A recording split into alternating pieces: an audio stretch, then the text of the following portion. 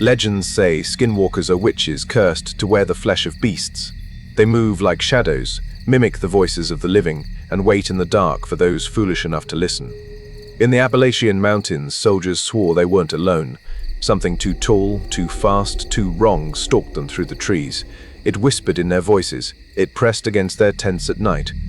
And it waited, always waiting, for one of them to be alone. I'm Captain Mort, and these are the most terrifying skinwalker encounters soldiers have ever faced.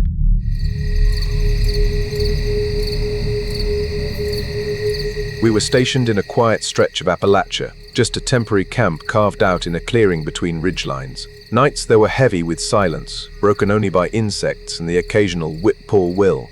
It was supposed to be routine watch duty, nothing more than keeping eyes open while the rest of the unit rotated shifts and trucks cooled off in the dark. But what happened those nights has followed me ever since. The first time I knew something was wrong, it was close to 2 in the morning. I was trying to stay awake by fiddling with my radio, half listening to static, when I heard heavy footsteps circling just outside the perimeter.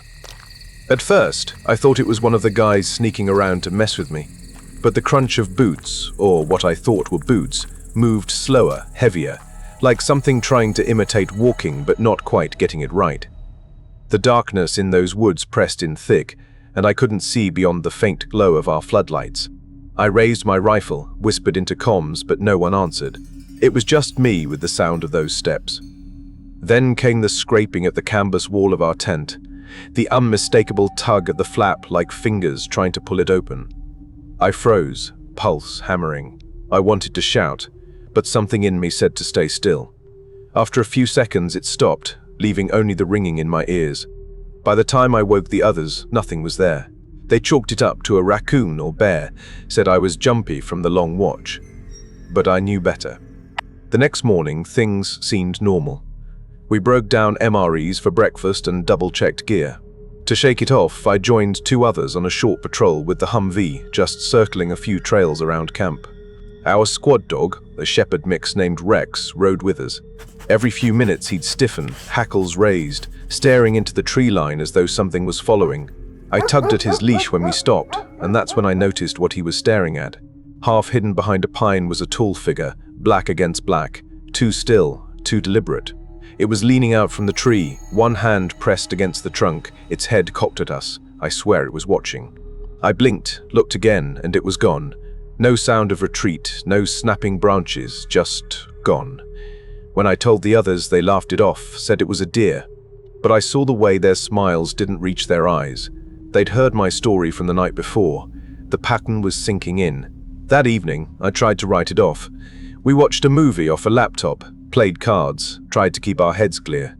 Later, after lights out, I lay in my cot, half drifting, when a sound brought me upright. Humming. It was coming from just beyond the tent, low and off-key, following the tune of the movie theme we'd been watching earlier. My skin crawled. No one in our squad would have been out there humming at 1 in the morning. I whispered to the guy above me in the bunk, but he was out cold. The humming stopped, and then, clear as day, came a voice. "Hey, it's Sergeant. Step outside a minute, I need to show you something." Every hair on my neck rose. It sounded almost like him, but wrong. The cadence was off, the tone stretched. Against every instinct, I slid on my boots and ducked outside, rifle slung just in case. No light, only the stars above. And there he stood, or what looked like him, hood pulled low over his face, one arm extended toward me. "Come on, I want to show you something," he said again, and reached for my hand. I gripped my rifle tighter, but against all reason I let him lead me a few steps toward the tree line. The farther we walked, the heavier my chest felt, like I was walking underwater. Something about the way his hand gripped mine struck me as wrong. It was too cold, too smooth. My brain screamed at me to stop. Why was he outside in the middle of the night, leading me away from camp in silence? Why hadn't he answered my questions when I tried? That's when I noticed the shape of something strapped along his back. A long, crude handle jutting upward. Not regulation, not anything I'd seen in our gear. Suddenly, from camp, the real sergeant's voice cut through the air, loud and sharp, calling my name. The figure's head snapped toward the sound, and in that moment I ripped my hand free and stumbled backward. The thing stood motionless for half a second, then bolted, faster than any man should have been able to move, into the woods. I tore back to camp, yelling, and the others scrambled awake. By the time we swept the perimeter, there was no sign, no footprints, nothing. But the comms crackled with static, as if something had interfered with them. Rex barked wildly toward the ridge before cowering under the Humvee, trembling. We stayed alert until morning, eyes burning from lack of sleep. At first light, we found that the lock on one of our supply crates had been snapped clean off. A few tools were missing, nothing major, but it meant something had been in our camp, close enough to take whatever it wanted. The higher-ups sent local law enforcement to sweep the area, but they found nothing. They chalked it up to trespassers, maybe a drifter, maybe locals trying to scare us off. But none of them could explain the voice, the way it mimicked one of us, or how it knew what we'd been watching. We broke camp 2 days later. No one talked much. The woods were too quiet, and every time I closed my eyes I could hear that humming start again, just outside the tent. It's been years since then, and I've served in places far more dangerous than Appalachia. But nothing unsettles me more than those nights. Sometimes, when I'm alone and the house is quiet, my radio will hiss with sudden static, and if I listen closely enough, I swear I can still hear someone out there humming the wrong tune, waiting for me to step outside.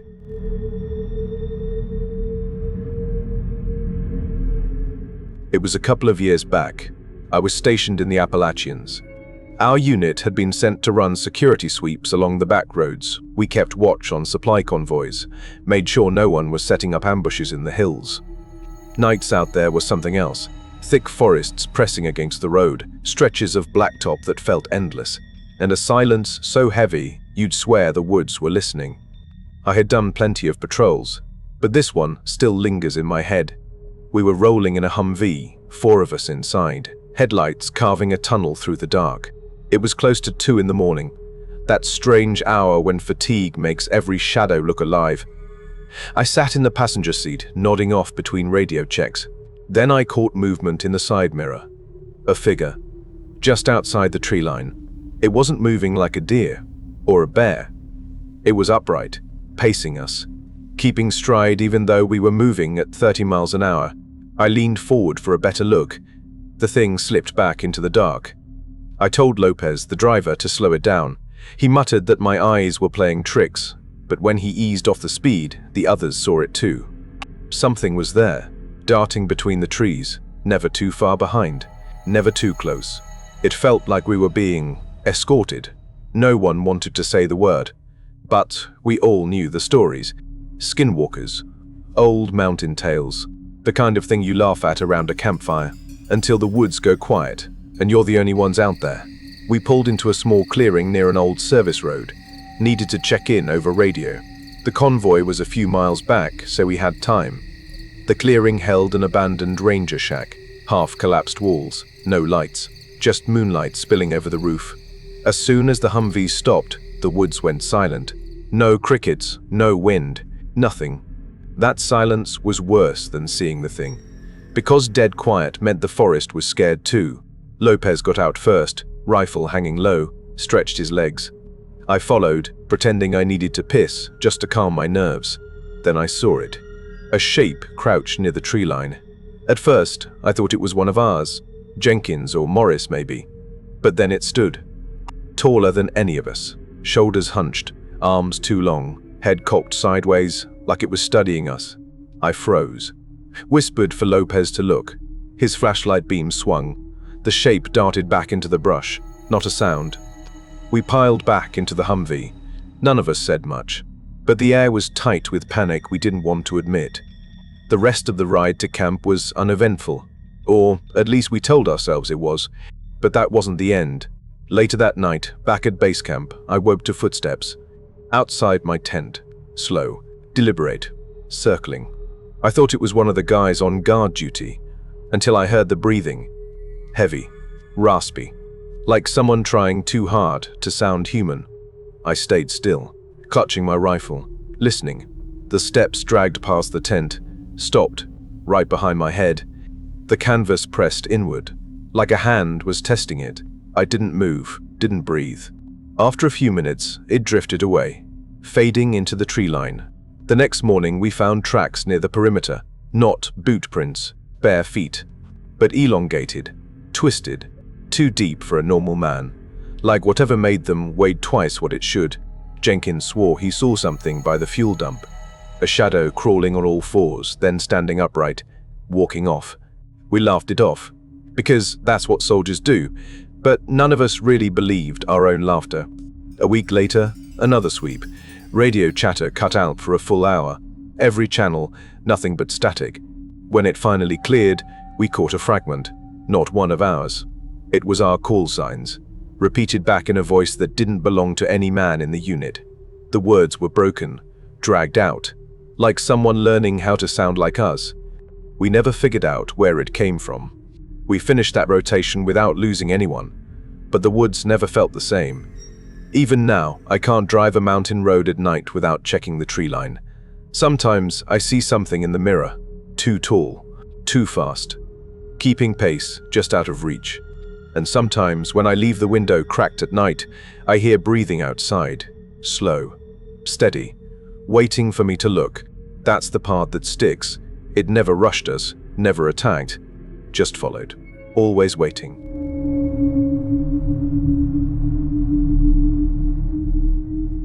I gave most of my years to the army, long nights under foreign skies, roads where anything could hide behind trash or brush. When I got out, I wanted a place that felt honest and quiet, so my brother handed me the keys to his hunting cabin in a hollow outside Boone. The mountains fold around you there, ridges on ridges, fir and oak and rhododendron tucking the wind into pockets. Service road, one lane of ruts, a creek that talks to itself. We had a kerosene lantern, a wood stove, a gravity filter, and a little hand-crank radio for weather. I stacked wood, replaced screen, strung a line of bells along the porch as a poor man's early warning, habit I never quite shook. That evening, I turned in early. I had spent the day splitting rounds and dragging brush, shoulders humming the way they used to after long rucks. The stove was embers, the lantern a low halo, my brother flipping through a stack of dog-eared outdoor magazines and talking soft about a buck he had seen near the East Ridge. I remember thinking, this is the kind of quiet I never learned overseas, the kind you only earn by stopping. I drifted off to the sound of the creek and the little ticks of cooling metal. Sometime in the dead hour, my eyes snapped open like a switch had been thrown. No dream, no noise that I could place. Just up, heart sprinting, an old reflex crashing back into a body that thought it was retired. My stomach heaved before I could get my boots on. I stumbled to the door and out into the chill. I bent over the edge of the porch and vomited hard into the damp dirt, the taste of iron in my mouth, eyes watering, breath clouding. It was only when I wiped my sleeve across my mouth that I felt it, the way I used to feel a scope on me, the way your skin learns to listen. The bells did not ring. The woods were too quiet, held breath quiet. I stared at the tree line, 20 yards past the stacked firewood, where the oaks knot together and the understory forms a black wall. Inside, my brother's cot creaked. He pushed the door with his forearm, voice thick with sleep. "You good?" "Do not come out," I said. "Just stay inside." He came anyway, bare feet, shoulders hunched against the cold flashlight in his hand. He looked from me to the trees, then back, and tried to smile it off. "Man, you look like you saw a ghost." "It is right there," I said. My finger was already pointing. My hand shook and I could not make it stop. He lifted the light and swept the beam across trunks and brush. The white circles slid over leaves and branches, no glow of eyes, no shape to anchor anger to. He kept swinging the light, slow one way, then back, then wider, like he was drawing a fan in the dark. I did not look at the beam. My eyes were locked where they had locked the moment I stepped outside. I saw it without seeing it, the outline cut out of the dark the way stars disappear behind a black wing. Hunched and wrong, head copped too far, long limbs gathered like wire pulled tight. Skin pale in the places the night let me see, stretched thin over angles. No hair. The face did not fit the head. The eyes were not eyes, not shine, not reflection, just pits that drank the little light there was. The mouth was the part my mind keeps trying not to repaint, a line of uneven points, like broken shell wedged crooked into gums. I did not see a nose. The beam slid across the spot, and in that exact instant the outline went to nothing. Not a flinch, not a dart or a run. There, then gone, as if the light turned a page and the picture was not on the next one. My brother's voice got tight. "You seeing it now?" "No," I said, "but it was there. It was looking at me." He let the beam drop, and I heard his breath settle into the same pace as mine. He has hunted these woods since we were kids. He knows the shapes of deer, bear, cat. He knows the weight of night. He also knows the way my voice sounds when I am not kidding. We sat inside the rest of that night with the lantern low and the rifles by our knees, not really talking, the silence of Radio Watch back on me like a vest. Every little sound stretched thin. Once the hand crank radio crackled even though no one had touched it. No broadcast, just a wash that sounded almost like speech without words. My brother turned his head, eyes on the set, then on me, then on the door, and neither of us reached to turn the knob. Toward first light, I found the old reflex of inventory. I checked doors and windows, checked the back porch where we hang boots, checked the bells. No prints. I could call prints. The ground was leaf duff and damp needles. One of the bells had a new nick on the brass, high as my shoulder, a thin scratch that was not there the day before, could have been anything. That is a phrase you use when you want it to be. The morning looked harmless. The creek went on with its chatter. A woodpecker tested a dead pine up the draw. Fog burned off in slow ribbons. My brother made coffee, the kind that peels paint, and we did the thing men do when trouble is too thin to grip. We pretended normal. After a mug and half, he said he had heard old stories from a neighbor about the hollers holding their own rules. The neighbor had said, "Do not answer if a voice calls your name from the trees after dark. Do not whistle back to the whistler. Do not look it in the eyes." I laughed then because I wanted to, and said the only thing I believe in is wind and gravity and bad luck. I did not tell him about the convoy in Ghazni, the one where the radios began to repeat our own call signs in voices we knew were not ours, just enough static to make the hair on your arms go high, and the way that same hour of the night sets your insides to a metronome. I did not tell him about waking up in my bunk over there because a dog had gone silent and how, 5 minutes later, something burned under the chassis of the lead truck. I did not want to bring that old timeline into these woods. We stuck to chores that day. He checked the game cameras, came back with a look I could not read, said the card from the East Ridge was empty from dusk to dawn, not even a raccoon, which is odd here. I patched a corner of tin roof and kept glancing toward the tree line like a man whose name keeps getting called. Around evening, a low rain moved in, the kind that makes the porch smell like wet rope and the road shine black. We turned in earlier than usual. He kept the flashlight near his cot. I kept the rifle propped and the radio beside it. Sometime deep in the night, the little set woke on its own, the hand crank still, the switch in off, that wash of static again. Then a voice threaded through like a person walking behind a row of trees, soft, my old call sign, spoken once, then again, almost right, almost mine. It did not come from the speaker like a normal broadcast. It came from the wood of the cabin, from the glass, from the floor.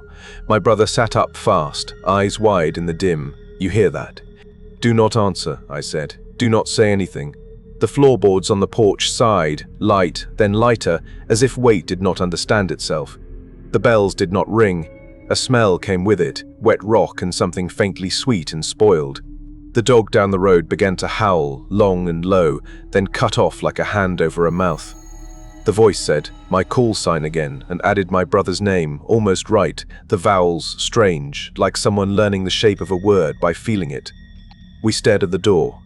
I could see the lower gap where the porch light would have painted a line if we had one. There was only the darker dark of it. Something tapped the glass in the window, gentle, fingertip gentle, then a second tap slightly higher, then a third, almost curious. I tried to remember how long you are supposed to wait before you move, how long a thing like curiosity can hold. The third tap stretched into a long drag upward that made a sound like a nail through paint, then nothing. We did not sleep after that. When it got light enough to see, we opened the door. The wood was wet with fog, the world knew. There were marks high on the window frame, too high for a person on the porch unless they were tall or standing on something. Thin lines in the paint, almost parallel, almost measured. The bells were still. A crow yelled somewhere. I thought of how a man leaves a warning in a place he plans to return to. My brother wanted to go talk to the neighbor, the one with the stories. We hiked down the road, rain dripping from the leaves onto the back of our necks, that steady, cold line. We found the neighbor at the fence, chewing a toothpick, eyes like creekstones. He listened without smiling, then said the kind of thing that sounds like superstition until you are tired enough to try it. He said, "If a voice calls from the trees after dark, do not look, do not speak, do not speak, do not think the name inside your head." He said, "Put salt at the thresholds, put iron by the door." He said, "Some things in these hills wear a shape like clothes, and if you talk to them, they remember you." We went back and did the silly, simple things. Salt, iron horseshoes by the door. I loaded the lantern with fresh kerosene and we kept it burning when the sky went black. I kept my eyes on my hands and tried to keep my thoughts blank the way I used to before a breach. The radio stayed quiet until the hour that feels like the bottom of a well. Then a hiss rose, slow, almost as if it had to climb from far away. The neighbors' warnings were fresh, so when my name came through, almost mine, I did not look at the door and I did not answer. My brother did not move either. The voice tried my name a different way, then used my brother's, then fell into a sound that was not language, like an animal practicing a word. It kept at it until a wind came low down the hollow and pressed the trees together, and then there was only the creek again. We made it to morning. We did not talk much beyond what had to be said. He had to get back to town for a work thing, a half day. He would be back before dark. I told him I would patch a bit of fence and bring the generator into the shed. He left after lunch. The road took him around the bend and the sound of his truck faded, and it felt like the cabin sat down to listen. I kept myself busy until the light thinned. I checked the window frame again. The marks were still there, a little whiter where the paint had lifted. I ran a finger over them and felt the fine rough edges.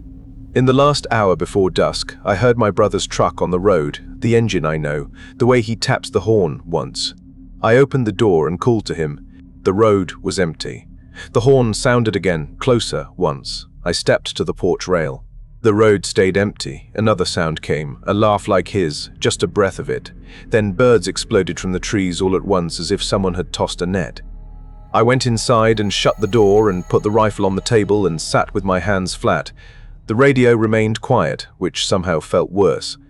When he did return, just as the last of the light was caught in the top branches, he looked at me and said, "You heard it too?" I nodded. He did not ask what it had said. We both slept in our boots that night without sleeping. I have been in places where men meant to kill me. I have never felt as tender and small as I did on that porch. Weeks have passed since, though the word weeks feels wrong, because the hour I woke that first night has not moved. 3 a.m. has become a bruise in the day, a dark coin I carry in my pocket no matter the sun. Some nights the radio is a corpse. Some nights it breathes. Once the porch bells sounded, not from weight, but as if they had been touched with the careful curiosity of a hand that was learning how to be a hand. I could leave the cabin. There are apartments in town, good locks, neon noise, people who do not look toward the tree line when they say good morning, yet I stay. Partly pride, partly stubbornness, partly because leaving feels like telling it where I will be and for how long. My brother has stopped hunting the East Ridge. He does not say why, he does not need to. Sometimes his phone rings with no caller, and when he answers there is just the small sound of breath and the shape of his name formed wrong, like it is being rolled around before it is spoken. I am a retired soldier in the Appalachians. I can fix a roof and clean a rifle blindfolded and start a fire in the rain. None of that matters when the woods go still and the hour comes and something outside the frame of the window tries my name the way a thief tries a lock. I have stopped telling myself I do not believe in anything but wind and gravity and bad luck. I believe in what looked at me. I believe in the absence the flashlight made. There is salt at the door and iron at the sill. There are scratches high on the frame that I will not paint over. There is a hand-crank radio that lives quiet on the table until the time it does not. And there are nights when the creak gets louder, as if it is trying to cover for something else, and the bells do not move. And I know without seeing that something real and wrong is learning the sound of my voice, patient and careful, so it can carry me back to me when it wants, and I will open the door because I will think my brother is home.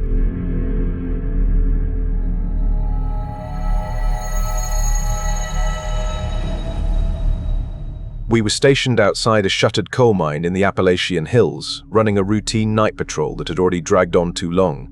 The mine had been closed for decades, but brass wanted boots on the ground after some locals reported strange noises echoing through the valley. I was the new guy in the squad, still trying to keep my nerves steady while carrying more gear than felt reasonable. Our Humvee crept along the dirt road, tires crunching against loose stone, headlights sweeping across abandoned mining shacks with broken windows and sagging roofs. The first sign that something was wrong came just after midnight. Over the radio, Harris muttered, "You will hear that." We killed the engine and sat listening. From the tree line came a sound that didn't fit. It was high, human-sounding, too long to be a coyote, too sharp to be an owl. The noise carried down the slopes, warping as if the hills themselves were bending it back toward us. My stomach dropped. I'd been told stories about things that hunt these woods, but I had always filed them under folklore. Sergeant Cole ordered us to move out on foot.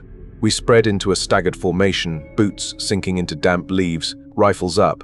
The woods smelled of wet earth and coal dust, thick enough to taste. Every so often, I caught a faint metallic tang in the air, like rust or blood. The closer we pushed toward the abandoned mine, the more the forest seemed to quiet. No insects, no owls, no distant dogs. Just the steady crunch of our movement. Near the edge of the clearing stood a collapsed conveyor belt that once hauled coal out of the earth. Beneath it, something caught our eyes. A torn scrap of fabric, red and damp, snagged on the rusted frame. Private McAdams knelt and touched it. His hand came back wet. He whispered, "That's fresh." None of us wanted to say the word blood, but the thought settled heavy between us. Then came the second sound. It was the same scream as before, but closer, sharper, like it was aimed directly at us. We froze. Cole ordered us into cover, and we fanned out behind broken beams and old mining carts. My breathing was loud in my ears, and I gripped my rifle so tight my fingers tingled. The scream cut off suddenly, replaced by a low dragging noise, like claws raking against stone. Through the trees, something moved. At first, I thought it was a man. The shape was upright, tall, shoulders slumped forward.